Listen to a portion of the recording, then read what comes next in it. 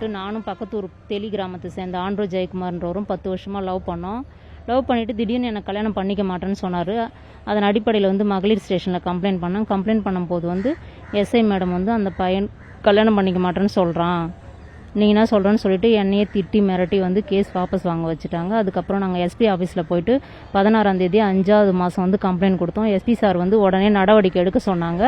அதுக்கப்புறம் வந்து inspector மேடமும் SI மேடமும் இங்கே வந்துட்டு எதுக்கு அங்கே போனீங்கன்னு சொல்லி எங்களே திட்டி அனுப்பிட்டாங்க. அப்புறம் திருப்பி 18ஆம் தேதி வந்து நாங்கள் எஸ்பி ஆஃபீஸுக்கு போனோம் 5வது மாதம். அப்பயும் அவர் வந்து எஃப்ஐஆர் போட சொல்லி சொன்னார்.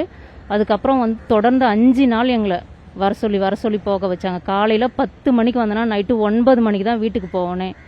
22ஆம் தேதி அன்னைக்கு தான் அவன் மேலே எஃப்ஐஆர் காப்பியே ஃபைல் பண்ணாங்க. 22ஆம் தேதி நைட்டு என்னை மெடிக்கல் செக்கப்புக்கும் அனுப்பிட்டாங்க. இப்போ வரைக்கும் அவன் மேலே எந்த ஒரு நடவடிக்கையுமோ இல்லை அவனை கூப்பிட்டு பேசுகிறதோ எதுவுமே பண்ணலை.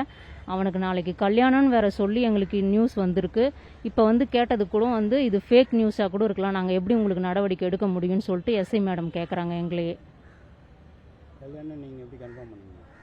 கல்யாணம்னு சொல்லிட்டு எங்கள் ஊர் அக்கா வந்து அவங்க ஊரில் வந்து கல்யாணம் பண்ணியிருக்காங்க. அவங்க வந்து எங்களுக்கு சொன்னாங்க, ஒரு வாரத்துக்கு முன்னாடி தான் சொன்னாங்க, நீ அவங்ககிட்ட பேசின்னு இருக்க, அவனுக்கு 28ஆம் தேதி கல்யாணம், உங்ககிட்டையும் பேசின்னு இருக்கான், இங்கேயும் கல்யாணம் ஃபிக்ஸ் பண்ணியிருக்கான், தெரியுமா தெரியாதுன்னு அவங்க சொன்னதுக்கு அப்புறம் தான் எங்களுக்கு தெரியுமே.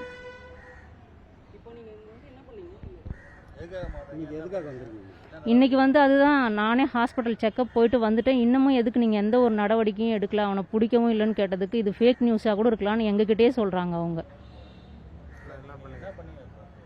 இப்போ எஃப்ஐஆர் போட்டாச்சு, அவர் இப்போ வரைக்கும் பிடிக்கல, எதுவுமே பண்ணலை. அதுக்காக தான் நாங்கள் இங்கே வந்து உட்காந்துருக்குறோம், அவர் மேலே நடவடிக்கை எடுக்கணும் அப்படின்னு சொல்லிட்டு தான் இங்கே வந்து இவ்வளோ நேரம் நான் உட்காந்துன்னு இருக்கேனே.